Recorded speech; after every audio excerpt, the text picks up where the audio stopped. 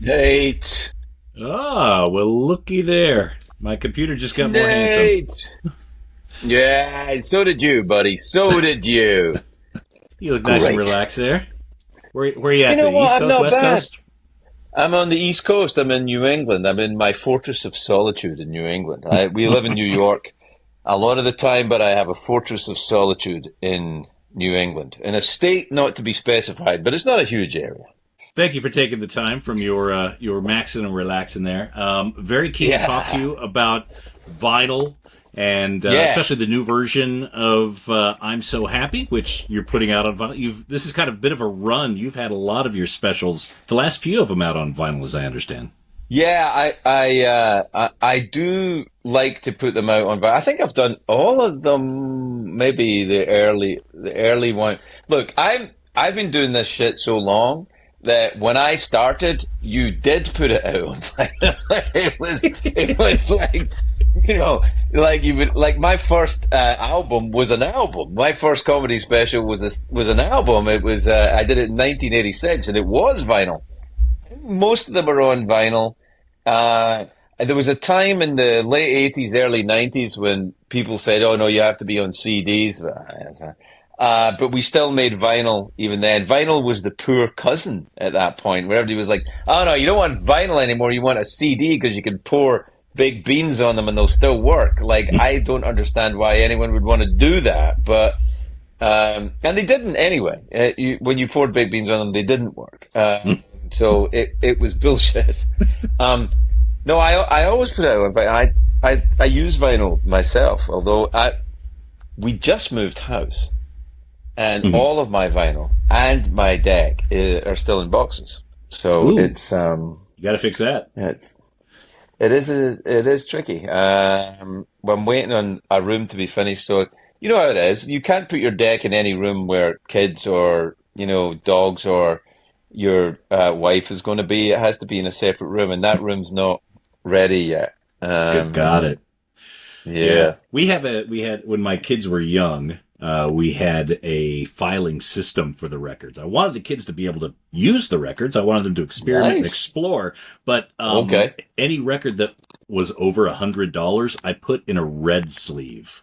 And so they nice. knew if they wanted to play a blue note or they wanted to play something expensive, they had to come get dad. If it had a red sleeve, I had to be there to help. That's not bad. I still wouldn't trust my kids. And my youngest is 14, but I still wouldn't. No, I wouldn't. I get a bit precious about it. I'm like, no, I'll put it on. I'll do it. Yeah. But I think that's a hangover. Like, I'm 63 years old. Vinyl was that's how we did it. Yeah. I kind of you kind of got used to it. So describe your collection. Sounds like you have a bit of a collection running there. Well, you know what I've done. It's not. I wouldn't call it a formal collection. What it is over the years, and anyone who's over a certain age, or look, anyone my age, I think, you go through life, you lose albums, you lose vinyl, you would lose. Eventually it became you lost CDs as well, but you would lose your record collection, like you would use books. Now, my wife and I have been together now for 20 years. I feel like it's probably going to stick. So what I'm doing now is putting back together all of the records that I had from when I started out. Like the first album that I bought uh, was Brian Eno's "Here Come the Warm Jets," which I guess must have been around about 1976, something like that. And Mhm. there are three Brian Eno albums that I think are very important. Here Come the Warm Jets, Taking Tiger Mountain by Strategy, and Before and After Science. And these three records were very pivotal in my life, and I still listen to them even on the phone and stuff. I still listen to that music. This is before he went into the leaving Roxy Music, but before he went into the music for airports and production and the ambient music kind of thing. He Mhm. was starting to mess around with it, but basically, as to describe the collection is this: it's putting together the albums that I had from when I was bought my first album when I was 13 to, and now I buy, like, I wasn't buying Mogwai albums when I was, when I was 13 because they weren't around. But, I will buy, for me, a band like that, you have to listen to on vinyl. Though I don't really understand the point of listening to it digitally. It doesn't seem like it's fair on anybody. Mm-hmm. And that's really it. In fact, it was a Mogwai album. The first time I played vinyl to my youngest boy was about 2 or 3 years ago, and he listens to all sorts of music that I don't approve of, and I said I got a new deck, and I said I want you to experience this vinyl, and I put it down, and I sat him in the right place, and we got it going, and he sat on my lap. So he must have been about 10 or 11 years old. And he listened to this Mogwai album and he said, "Oh my God." I said, "I know." He said, "I feel like," and I'll never forget this, he said, "I feel like I've been robbed, that music can sound like this." I went, "I know, it's very different." And he did notice it, I mean, it's like, and it's a huge difference. It's very interesting. You said your son listens to music that kind of, I guess, raises your eyebrow. I have that same experience. Talk to me about that.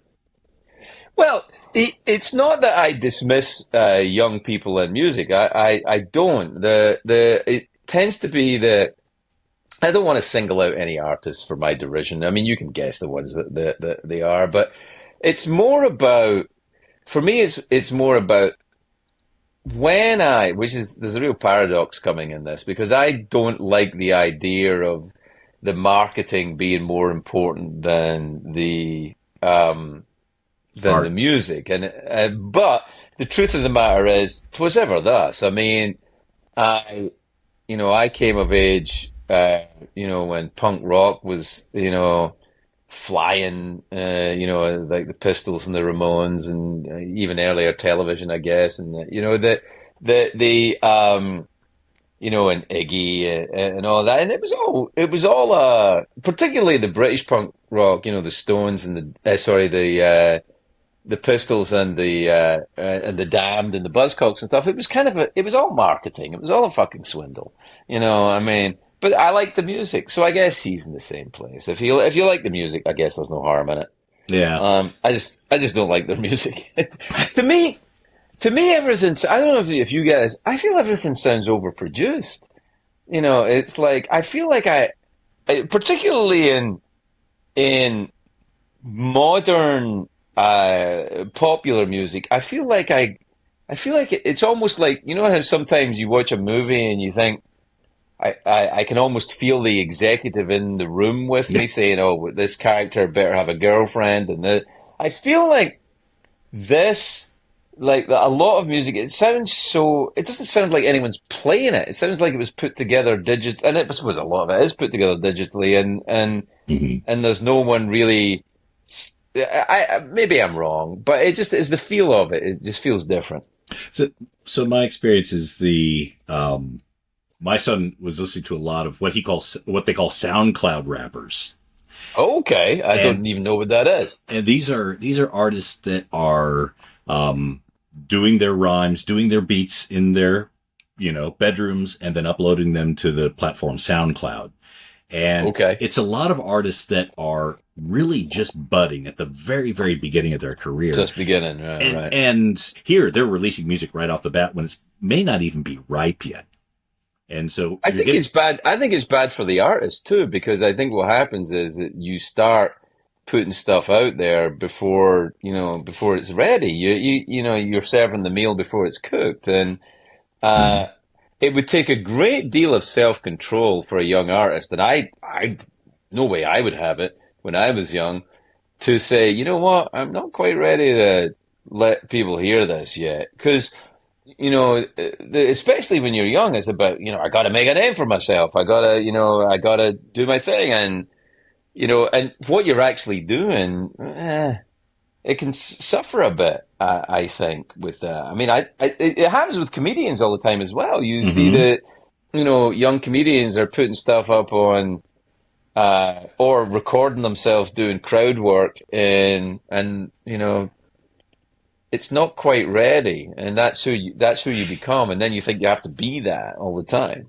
Yeah, yeah. It's like to get good at something, you have to suck at it for a while, I and think it's a necessary part of it. yeah, Yeah, and so yeah, a lot of what I think he's hearing are things that are like you say, it's being served before it's fully cooked. Um, yeah, so back to records. I yep. understand. Now you mentioned Warm Jets. You and I are very aligned on hmm that. I believe in your book you said your first record was actually Monkees Headquarters. that was given to me. That wasn't the first one I Hmm. bought, but it was the first vinyl I owned. My uncle James gave me the Monkees album Headquarters. Now I must have been. I don't even know if I was 10 years old when but I loved that album. I do have that on vinyl again now as well. I have that. It's in a box somewhere, but um, I did get that album. I love the Monkees. Hmm. Feel a bit guilty about that. I you know I just thought they were great. I really liked them. I like that album a lot. It's a good album. Yeah. There's a couple of songs on that album. They're not like the big. Randy Scouse Git, I think, is on that album, Hmm. and there's a track called Mr. Webster on that album. It's kind of a little poem about a guy who works at a bank, and then his last day of retirement, he steals everybody's money and buggers off, and it's like this beautiful little story in a song. I think it's a great album. Oh, Monkees are fantastic. I mean, they had hmm professional songwriters working on them, so Neil they Diamond, for God's sakes, I mean, that's not nothing.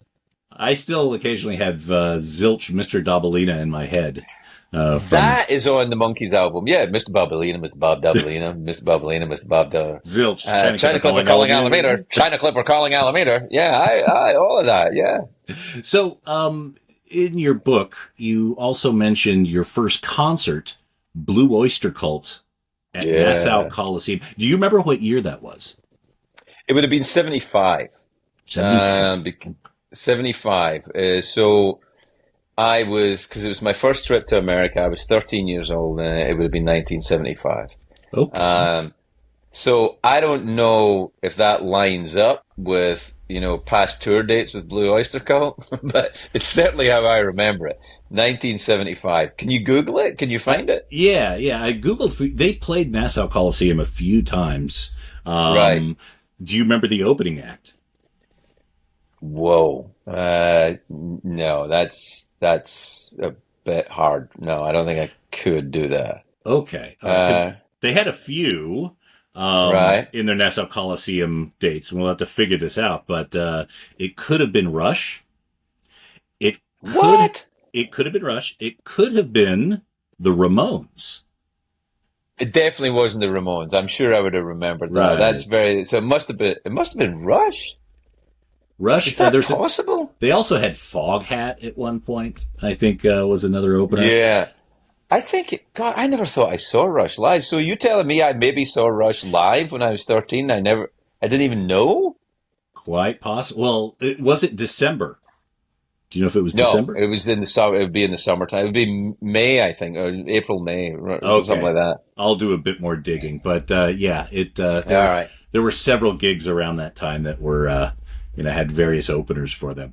All right. So you have this vinyl collection still in boxes. Do you have things that are? Do you still shop at record stores? Do you still go Yeah, and? I kind of, the Thomas Zakopal, who's my tour manager, who is also he's my friend as well, but he's a we work together. He's also the tour manager for Dinosaur Jr. and does a lot of, bands that I'm sure you know Mhm. better than me. But um, he uh, he manages Boris, Mhm.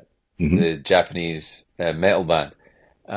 So he lives very much in that world. He'll go and, like, if we're on the road, because he's my tour manager, he'll be there now. But it's only the two of us.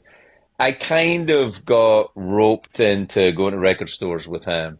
I mean, it was very much part of my life to, flick through when I was a teenager. That is actually how you purchase music. It wasn't there was nothing fringe about it. That was it. I mean, it's what we did. It wasn't oh, do you buy vinyl? Or there wasn't anything else to buy. It was vinyl. I mean, and um, and I do find that there's a really good one in Glasgow. I can't remember the name of it. When I'm in Glasgow, I would go there. And there's a lot of them. So yeah, I like the feel of it. I like the tactile nature of it, and it for me it is a great deal of nostalgia about it going into because I remember part of my sexual awakening was seeing the Roxy Music album. I think it's Country Life with the two ladies on the cover where they're like splashed in water and stuff, and I was like, oh my God, I gotta buy that. It turned out it's a pretty good album, but it's but yeah, there was a part of all of that as well. I mean, when I talk about, I was dismissive about the marketing of, music now, which is very hypocritical when I think of how much a part of the hypnosis album covers and all of that was like it drew you in. You were, you kind of you wanted to have I don't know, the psychedelic pig farm or whatever the fuck they were putting on an album. You know what I mean? It's like, um, but yeah, I do still, go and do it. I think the best way to buy vinyl is to do it. I've never bought any online. Mm. Yeah. You want to be in the shop and discovering it there. I think so, especially thinking of the way I came to it. I didn't come to it in any other way other than I'm just old. So the whole experience for me doesn't line up with the digital age. I mean, I'm still hoping this whole internet thing's going to blow over, but it doesn't line up for me that way. I don't think of it in the same world. I guess eventually I probably will. I mean, it seems to come for everything, that great, digital Borg. But I do like the experience of being in the store and doing it myself. Yeah. There's I've got a theory that, we're at the core of our brains, we're hunters, and we don't get a chance to hunt in real life. And so going to a place like a record store and discovering something and finding something that, of course you could order stuff online, but what's the fun or interest in that when you could actually go out in the world and do it? Well, I feel like that there's a lot of that in life. I mean, the ease of dating apps, and like, how do you make early decisions about who you're going to be with, and based on what information you're getting online, because it's not necessarily trustworthy. And I think if you, especially with a piece of vinyl, you take the record out and look at it. Then you'll know what kind of condition is it in. Well, I look at it. It looks all right. Take it over to the desk. Let the angry stoner play it for you for a minute, and see if it's all right. Yeah. Do you have any like precious vinyl, like things that maybe you had in your youth or part of your collection that you're really proud of? I have a couple of singles that I'm very fond of, but they have no financial value at all. One of them is there was 1,000. It was a band I was in, and we pressed 1,000 copies of a single at the time, and I have one of those. It was a band I was in called Exposure, and which sounds a little weird now. And we released a double A side. That's what we did. We did a double A side. And one side was a song called Style and Fashion, and the other side was a song called Video Eyes. And it's pretty gnarly stuff. But I was 17. And there's 1,000 vinyl copies of that. The other thing I have is I have my first comedy album that I made when I was in 1986. We pressed 1,000 copies, but that actually, we had to press more of that. That actually worked out. So there's I was doing a character at the time called Bing Hitler, and we did an album, Bing Hitler Live at the Tron, the Tron was a theatre in Glasgow where we recorded the album, and I've still got a copy of that. But actually, financially valuable albums, no, I don't have any of that. I'm not that. I'm kind of not drawn to that that's not my participation in the world of vinyl is not. I'll buy French Impressionist paintings, but I don't. That's not where I invest that kind of energy. Right. Okay. So when you go into a record store, the stuff on the walls doesn't mean as much to you. If I don't know it, I probably am not going to be drawn to it. But what happens is, like, I remember going into a vinyl store once, and there was a 12-inch single of an artist who I remember from years ago and I'd completely forgotten about. It was a song called "Where Are You, Baby" by a woman called Betty Boo. And it's one of the greatest pop songs I've ever heard in my life. I don't know if you know the song, but I just saw it up on the wall. I was like, oh my God, I'd completely forgotten about that. And when you hear the song, and you hear it the way I heard it the first time, which was on vinyl, it's fantastic. So I tend to be drawn to stuff that and this is probably a product of age, but I tend to be drawn to stuff that I already know, or I know in the sense that I may have forgotten about it, but something triggers and you go, oh my God, Magazine, the band that Howard Devoto was in after the Buzzcocks. This is a perfect example of this. The Second Hiding Daylight Gatefold album. Oh my God, this is great. And that's the kind of stuff I'll discover. It's unlikely, I'm not, I'm probably, like many guys who are into vinyl. I'm into vinyl probably more for nostalgia reasons than for the purity of sound, rather than investment or collecting. Do you know what I mean? Yeah. So do you find yourself buying any new artists? Like, you seem to me, On vinyl. Yeah, you still got the punk ethos. Do you listen to any current punk artists? I kind of don't. I mean, I will if they come across it. It's difficult because the way that young people market their stuff, or young artists market their stuff, or any company market, they tend to know the demographic they're going to reach, and they go and get them. So unless your shit is showing up on Facebook Marketplace or whatever, or whatever website I'm looking at, the Weather Channel, then I'm probably not going to know it's there. But my kids will occasionally, I have two boys, and my oldest boy is 24. He's very knowledgeable about, which artists are working, and he'll occasionally play me a band, and I'll pretend that I haven't heard a band exactly like that 40 years ago.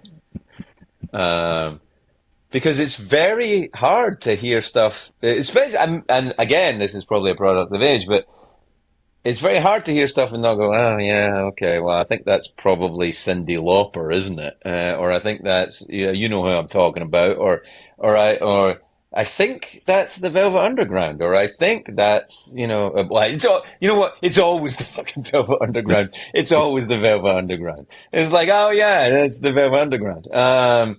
Particularly the hipster bands, I'm like, yeah, it's the Velvet Underground. They're doing what everybody did. They heard that album and they went, oh, this is so great, we have to copy it. And they did. Mm-hmm. So, in terms of your collection, it's mainly, like you said, music from 20 years ago. Yeah, I'd say, I mean, for the most part, I mean, stuff that is stupid really to have, or would it be stupid to have even 40 years ago? I mean, look, I have the gatefold cover of Rick Wakeman's Journey to the Centre of the Earth, recorded at the Royal Albert Hall with the London Symphony Orchestra. It's nobody's idea. Look, I like it. But look, I know Rick Wakeman. Even Rick was like, I wasted all my money on that album. But I like the album. I like it, and I don't know if I like it. It's hard to tell if I like it because I like the musicality of it, or if I like it because of where I was when I first heard it, or I don't know. It's all because music is so evocative, and it's like it's like a smell or a color or something. You can't really tell why you like it. You just do. And that's what I tend to do. So look, I'll hear new artists sometimes and go, "This is amazing. I love this." But probably more likely, what happens is that I'll tell you. This is a fine example of it. For about 10 years, maybe a little more, for about maybe 15 years, between the age of 15 and 30, when I was between the age of 15 and 30, I was a blackout drunk. So I was playing in bands.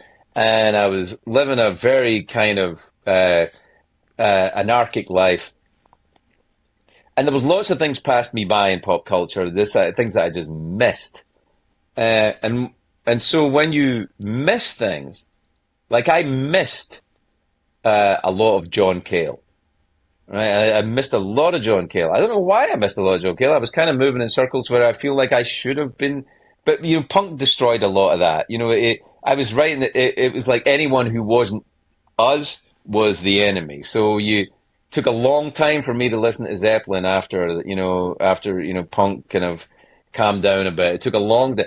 And look, it's taken me. I was in my 60s before I eased up on Genesis. You know what I mean? It's like it took a long. So there was a lot of stuff I missed. So like the Wrong Way Up album that John Cale and Brian Eno made. I missed that whole album, and now it's one of my favorite albums, and I do own it on vinyl. And it is. I was totally unaware of that album even existing. I didn't even know they collaborated, and now I can't believe I missed this. I adore that album. There's so much stuff that I feel like I missed that I'm not saying I won't listen to anything new. It's just there's a lot of stuff that's old that is new to me. Yeah. I get that. And in fact, I'm on a John Cale tear myself. I'm seeing him tonight. No way. Yeah. Where are you? Sydney, Australia? Sydney, Australia. Jeez. I know that he's been touring. I thought, well, that's probably a bit far away. So I can't get to Sydney for tonight. Ironically enough, I do have a spare ticket, but it's in the nosebleeds. So, listen, I would go. I would absolutely go. If you'd even have got to me a couple of days ago, maybe I could have got to Sydney, but it's a long way. Fair enough. No, I understand. And revisiting some of those, like you say, the holes in the knowledge, I think is really fun, especially going along, recommendations. Like, you just brought up Magazine, which is a good example for me. I had never explored them before, and recently someone suggested I should, and that's been phenomenal. Those first three albums of Magazine, the first one was Definitive Gaze, I think is the name of the album. The second one is Secondhand Daylight, and there's another one, I can't remember the name of it, but there's three great albums back to back, right off the bat. And then I kind of drifted away from them. They probably had more albums, which I'll come across at some point. Now, do you still consider yourself a musician? No. Not in the sense where I feel like a musician, the way I would define it, is someone who can pick up an instrument and play in front of people. That's not what I do. I can't one of my dearest friends is an artist called Katie Tunstall, right? And Katie Kay will pick up a vacuum cleaner and play it. She can play anything, she can do anything. She thinks like that way. She's a consummate musician. She's great. But one of the reasons why I think we're such good friends is that I do think like her. In terms of performance, I when I'm doing a stand-up show, I think of it or I'm constructing anything, I think of it in musical terms. If I'm writing, I listen to music, and I also think of it in that kind of structure, particularly stand-up. Actually, stand-up is oddly, if I was a musician, that's my instrument, is doing stand-up, because you have tempos and moods and fields, and and refrains and choruses, and it so I think like that. But am I a musician? No. But I think like one? Yes. I'm probably an illiterate musician. I think that would be the closest. I'm a musically illiterate musician. Hmm. Uh, Music and comedy seems to go together extraordinarily well. I mean, For sure, yeah. yeah. I mean, there's so much in common. Like you said, the tempo, the timing, the bravery, the audience management. Yeah, Um, and also the audience perception. Like, my father used to say this thing when we would watch there was a British show that everybody loved when I was a kid. It was called Top of the Pops, and it was on every Thursday night, and everybody was on Top of the Pops. Bowie was on Top of the Pops, and the New Order were on Top of the Pops. Everybody was on Top of the Pops. The Ramones were probably on Top of the. I think they were on Top of the Pops. Everybody. It was like the one music show in Britain that everybody was on, and we always watched it. And it was at the time when the family would watch the show. So, like, my mother and my father and my brother and my sisters, we would sit down on a Thursday night at 7:30, I think it was, and watch Top of the Pops. And my parents would be seeing music that they did not. There would be young people's popular music. So my dad used to always say, if he was like if it was some band that I really liked, or my dad would sort of say, "That's not music. That's just a noise." And I go, "Well, that's kind of what music is, Dad. It's just a noise, really." But he's like, "That's not music." He would say, "That's not music." And people do that with comedy as well. They say, "That's not funny." They go, "Well, all these people over there are laughing. So it is funny. It's just not funny to you, you know." And so the interaction with, like, it's almost like when people who don't know anything about modern art will look at modern art and go, "That's not art." And you go, "Yeah, yeah, it is. You just don't, it's not for you." And to, it's what I try to remember when I hear music or I see art or I hear comedy that I don't respond to. I go, "Well, it's just not for me. It's not my position to judge the quality of it. I'm perfectly allowed to make the decision, well, this is not for me." But to say, it's not music, or it's not comedy, or it's not art, I think all art has that problem. That it requires the participation of the viewer or the listener or whatever it is to participate in its value, or it has no value. mm, yeah. It's like the purpose of art is to provoke some sort of reaction. And that Right. could be positive, that could be repellent. But if it, I don't know if any artist, even if they say they want a reaction which is repulsion, I don't think anyone's really looking for repulsion. I think you'd have to be a bit of a psychopath to look for repulsion. I oh, think what they want there's is shock, though. There's shock, the artists that want shock, to, yeah, yeah. and also there's repulsion from certain groups and not from others. Like, if you're a goth band, you don't want goths to hate your music. Right. You want the goths to like your music, but other people to not like your music. So you can go, "Yeah, take that, old man," or, obviously goth is not the right choice for old man, but yeah, because you're pretty old now. I think Robert Smith's older than me, but the idea of, you want the people that you want. You want to control the people. You want the people that you want to like it, I think. Of course, you're right. The jeopardy is there that, you take a risk. They might not. Yeah. Yeah. But that's always interesting as well, you know? Not always.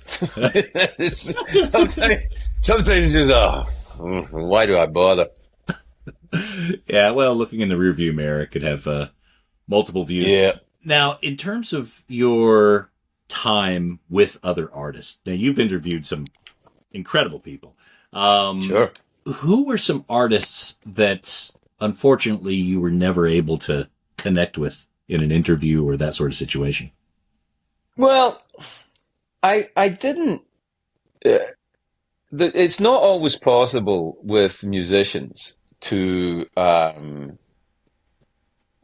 connect in a way which works in a conversation, and I don't think I'm alone in that. I've seen interviews with, you know, I can think of, like the Beatles and stuff like who I've never, well, actually the surviving Beatles. But what I'm saying is there's been interviews with musicians that I've seen other people do that just didn't work. And I think with musicians and also look, nobody's interviewing sculptors or artists of that type on TV at the moment. Although I remember Dick Cavett interviewing Salvador Dali, and Johnny Carson would have Salvador Dali on the show and all that kind of stuff. But anyway, what I'm saying is that it's not always possible to connect with people who are not comfortable in a conversational setting. Mm-hmm. And so I tried not to bring people on. I'll give you an example. Paul Weller was on the old late night show, and I love Paul Weller. I love his music, and I approve of him as a man. And so and he was a guest just to play a song on the show. He was on promoting an album. He was going to come on and just play a song, and that's it. And somebody from and I can't remember if it was somebody from my camp or his camp, came to me and said, "Hey, Paul would like to do an interview." And I went, "I don't believe that." And they said, "No, he wants to come and do an interview." So I said, "Well, let's just see." So I went to Paul's dressing room and said, You want to do an interview, Paul? I mean, it's just what I understand about you. I'm surprised." And he went, "No, I don't want to do it." And I was like, so that is kind of where we went with it. And that's the way, that's fine. I think sometimes people try to make stuff happen because they think not everyone wants to talk, or not everyone wants to do that. And I'm glad we didn't try and do an interview when he didn't want to do it. And I was kind of thinking that he probably, if I'd have just said, "Does he? Great." It's just, I thought about who he was and I didn't see it being something he'd want to do. And I was right. Yeah. You avoided the whole awkward, Avoid the whole thing. Yeah. And he was great. He was great and the song was great and he played it and he got on with his life and it was fabulous. Mm-hmm. Okay. And who's an artist that you always wanted to have on, but were never able to make it happen? Never really had much of that. What I did do is the Bowie thing. I wouldn't allow them to ask Bowie to be on the show. Got it. Because I didn't want to have, because I hold him in such esteem. I didn't want to meet him. I didn't want to do it. It's funny because everything I hear about him was that he would have had a good time. It was exactly the type of thing he liked to do. It was all that kind of stuff. But I was nervous because if I'm too much in awe of someone, it makes it difficult to talk to them. To a lesser extent, I never invited the great Scottish football player of the 1970s, Dennis Law, on the show. But that was less noticeable because no one would have known. But I hold Dennis in such high esteem. It's not that I didn't. There are other people I talk to that I hold in great esteem, but Bowie felt like it was something different. And I don't know if he would ever have agreed to be on the show, but I wouldn't let anyone ask him anyway. Do you kind of regret not going down that road at this point? No, I think it was fine. I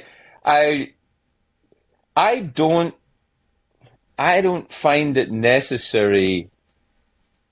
Maybe it's because I did the late night show. Maybe it's because I did that show for so long, and fame and people's personalities and stuff, it gets kind of demystified for you a little bit in the sense that, the mensch to douchebag ratio in famous people is about the same as it is for not famous people. So, some people are nice, some people are assholes, and it's kind of fine. And I don't. No, I don't regret it, actually. I feel like it was the right choice to just. Some things are kind of.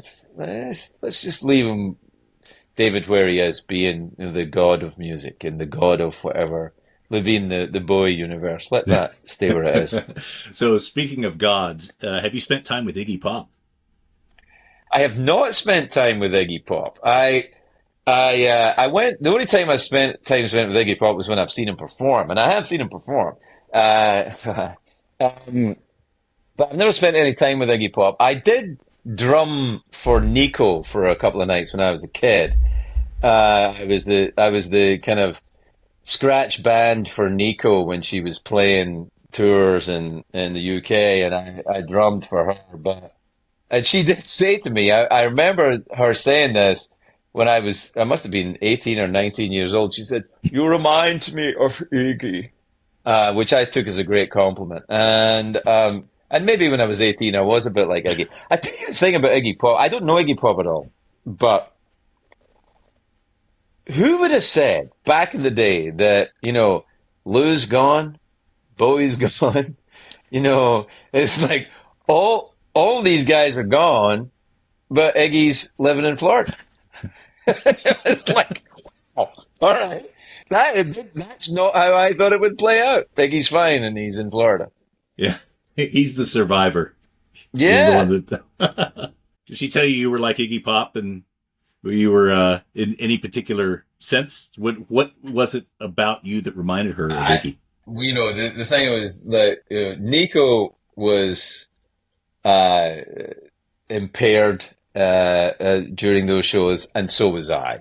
So I feel like any nuance that I dragged out of those conversations would probably be a fictional construct that I was thrown on top of it. I have no idea, and she might not even have said that. I might just be making that up. I don't know. Um, like memory is about as trustworthy as the internet, I think. So Exposure and Anna Howson, are those the Anna only Howson. Yeah. are those the only two records where you were a musical performer on? Let's see. Anna Howson, I played drums on that track. The Exposure. I recorded some stuff with the Dream Boys, but I don't know if we put that. And then there was another band I was in who had a sort of run after I left, but I don't know if I've ever made it onto the. There are demos and bootlegs with me playing a band called James King and the Lone Wolves, who are actually, I gotta say, a pretty good band. They were a pretty good band. You could probably find them. Um, they probably got a lot better when I left. but They were the ones but that actually they had a record deal, right? they did, yeah. They got a record deal, and we had a record deal, but it was a very dysfunctional time. Everyone was being a bit rowdy. Young musicians back then, it's very different. They weren't so career focused. It was more. It's a different time. Mm-hmm. Yeah. I always thought it was interesting with Anna Howson. The song Professionals is misspelled on the cover. I had nothing to do with that. I was a drummer for hire on that song, so they Okay. didn't ask me about the spelling. You were I the proofreader. I'm surprised that is my name on the cover? Did they put me in as the drummer? Because I feel like I was just there to I think you're on the. I play. think you're listed on there. I think you're listed on there. Yeah, it might be. I mean, I again, I was very young, and I do remember when we recorded that because they were like, how bands back then they would get a bunch of money and go and record a single or a couple of singles, and they would see how it did, and we Mm-hmm. recorded that I was so fucking drunk I can barely remember anything about it, but we were in a recording studio in the south of England somewhere, and we had to get there in a van from Scotland. But the recording studio, this is like a 10-hour drive, and we were in. It was a beautiful old farmhouse, So I think it was in Surrey somewhere, and this beautiful English house, and there was a recording studio in the basement. It was awesome. I thought, this is great. This is going to fit in my life as a rock star. Um, Mhm. but it didn't go that way. Do you still drum? Do you still have a kit set up? And Oh yeah, give us some time. yeah, yeah, yep. I'm all over it. Yeah, all the time. And I feel like at this point, it's kind of, it's a mental health thing for me. I think if I can play, so you know, I I do I do drum all the time. Hmm. Okay. Yeah, I still do it. Yeah. Do you ever get the desire to sit in with a band or to get together with a group of people to play? The last time I got even close to it, I was in Scotland, and Katie Tunstall was staying over, and my youngest son had just got a guitar, and so we were up in one of the rooms in the house, and we were kind of jamming around a little bit. It was his first band, and I thought that was pretty cool. But no, I feel like if I was sitting in with a band, I would be doing it because I wherever I am, as opposed to what the drumming is. I don't know that that's. I don't think anyone needs to hear that. It feels a little. I don't know. It's okay. I think I should audition quietly for some. But I don't know any bands that are looking for a 63-year-old drummer who's only available part time because he has Well, other things to do. looks like Pearl Jam has an opening Yeah, now. I know that they can have their pick. I don't think they're after me. Was the last gig you did what the Rock Bottom Remainders? Is that kind of the last live show you did on drums? Yeah, I fucking hated that as well. I was talking to, who was I talking to about Mitch Albom? I was talking to about that because it was the Rock Bottom Remainders is Mitch and Dave Barry and Stephen King and um Frank God, McCourt's in it, yeah. Frank McCourt was there, yeah, all that. And they said, come and do one song. And I went, all right. And they said, it's an easy song. It's an old rock standard. Come and do it. And I was like, fine. So I did the show late night, and they were doing some gig at the university. And you could only be in that band, apparently, as if you were a published author. I'm a published author. So they said, and sit in with us. So I turned up, and the song they chose for me is Wild Thing. Now, if you know the song Wild Thing is a hard song because you got to work with the band. It stops and it starts and it stops and it starts. You need to rehearse that shit. You can't just turn up and do Wild Thing. So I felt like I was, you want to turn up and do, I don't know, Roadhouse Blues or something like that. You don't want to do Wild Thing. You can't hide in Wild Thing. Yeah. Anyway, I think that's the last time I played drums in public. Yeah, I think it probably was. Yeah. Okay. Well, you've got your times sorted with comedy. So with this new special now on vinyl, Yeah, I'm so happy. Why is vinyl important for your comedy albums? because it's the way I first heard it. It's the Hmm. way I first heard stand-up comedy. It was Billy Connolly, the who for me is, he's the Jackie Robinson figure. He's Billy is. I'm an enormous fan of Billy, and I love him. And when I was about 11 or 12 years old, Billy's 20 years older than me, so Billy would be in his early 30s. And he was just releasing these albums in Scotland, these stand-up comedy albums, and they were on vinyl, obviously. And they were the forbidden albums. Our parents didn't want us to listen to them. They were, contraband, and we would, go to people's houses, and you would listen to Billy tell naughty stories. And yeah, when I think about it, they weren't really that bad. I mean, when you think about what people do now, it was like, oh, but but he was very, very, very funny, and the vinyl. When I remember when I listened to it in the vinyl, there was one tiny moment in particular. He told a joke. I think it's on the album Solo Concert.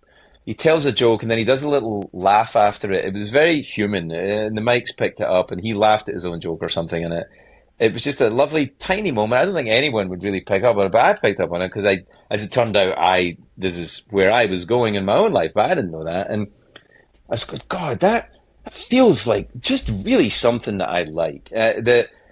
And what the listening to comedy on vinyl as opposed to seeing it performed creates a different, very different atmosphere. It really does. And through that, when I was in bands, I had there was a guy I worked with, a British actor called Peter Capaldi, who's a very talented actor and performer, and Peter was into American stand-up comedy, so he gave me vinyl to listen to from Steve Martin and Robin Williams and dare I say it, Bill Cosby, and it was you would hear those guys. Bob Newhart was another one. There was something about the listening to it that is irreplaceable for me. For me, I'm not saying that it's better or worse than seeing some kid on YouTube doing his jokes, and I'm sure that will become nostalgic for that generation in the future. But for me, there was a moment. There is a vibe and an experience that happens with listening to comedy on vinyl that kind of, in a weird way, accentuates the value of it somehow. I don't know. Maybe that's just me. I think it is just me, or people of my ilk. I think it's interesting to comedy on vinyl because you have the acts now. Like if you watch a special on YouTube or Netflix or whatever, it's 50 minutes in a row. And with records, you have to reset. So you get 20 minutes or so, then you have to go flip it. And to many, that may seem like a hassle. To me, it resets me. It gets me back in the game, kind of. I think there's that, and I think also there is, like, look, I'm in possession of a lot of statistics about how people watch comedy on television, and they don't. Like people, it's rare for people to watch a special and watch the whole thing. It's like the viewing goes like that, and then also they'll watch 5 minutes and then it sits in their pile of stuff that you recently viewed or continue watching, and then you go back and you watch a little more. It's rare. I mean, it does happen, but I think that's why Dave Chappelle became very valuable to Netflix, because people will watch Dave's entire special. They would do that, but that's not the norm. That's not the thing. And I think with if you've gone to all the bother to sit down and put a piece of vinyl on, you might as well. It's only 20, 25 minutes, and you're in a different groove. It's not the same. It's like a book versus your phone. It's a different mind, different headspace. Did you have to edit your special at all to fit it on vinyl, or is it the entire special end to end? I think we probably left bits in. We left bits in that you know what? I don't know. Because I think once we done the master, that went over to Jack's place, and that's where they pressed the vinyl. So you know what? I think it is the same. We may have some additional material on it. I know that, look, the special itself is about 58, 59 minutes. When I do a stand-up show, it's about 95, 100 minutes. So obviously there's stuff that we just haul out of there, and for time or legality or whatever, or personal survival or whatever it is, you don't put it all there. Yeah. Oh, I know on previous comedy releases you had on vinyl, you've had some extra bits. Side 4, usually there are. Yeah. Okay. Yeah, there's usually bits in it. And you had it pressed at Third Man.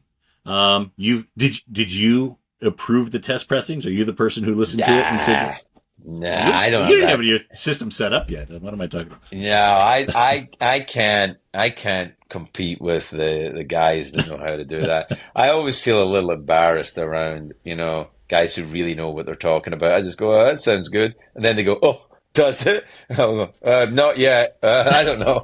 So, I just try and stick to my lane. Fair enough. Well, Craig, I really appreciate you spending time with me here. It's nice to talk to you. Great to talk to you as well. And unfortunately, the Concorde will not get you to Australia in time for the John Cale concert. But I think I'd be very interested to hear what the set list was. I mean, there's a guy that's got a lot to draw on. I mean, it's. I know that Tomas, who I talked to you about earlier, he saw him in Barcelona and enjoyed it. I was going to see him in London and somehow I couldn't go. But I mean, he's got to be in his 80s now, John. Right? yeah. It's funny because whenever he comes to Australia, and coming to Australia is a big commitment. And when you're I here, know. you got to hit all the cities, right? Yeah, and they're all far away. And they're all far away. But to make it worth your while, you kind of have to hit the Sydneys, the Yeah. Melbournes, then the Brisbanes, and then Perth. And you Perth. yeah. But John Cale, he comes here and he'll hit one city and then fuck off. Wow. He's hitting like a festival in Melbourne and just doing this one-off show in Sydney and then going home. So, Well, here's the thing as well. He's John Cale, so he's already cooler than anybody Yeah. else you know. Yeah. Since Bowie died, he's really the coolest person alive, I think, probably. well, there's Iggy too. So we're Well, yeah, I mean, at this point, we're apples and oranges, I guess. Yeah, I suppose you're right. we Yeah, got to there's some protect cool them both. people left. Yeah. Yeah, they're treasures. They really are. Hey, Um, go ahead. Is there anything you want to talk about? We haven't talked about records, music, no, more. we're good. No, I'm good. I'm fine. Just wanted to say enjoy the show tonight. I hope you have a good time. Excellent, man. Craig, thank you again for your time. I do appreciate it. And hopefully we'll see you next time you're down under. Reach out anytime you got something on record. If you form a band. I keep getting asked to do Australia, and I keep giving the same reply you give, which is it's a very long way. It's a very long way away. I've never been to Australia sober, and I've been sober for a long time. So I imagine it's a different experience sober. Yeah, well, I think there's some people in Canberra that want to have a word or two with you, if that's... You're right. I'm not coming.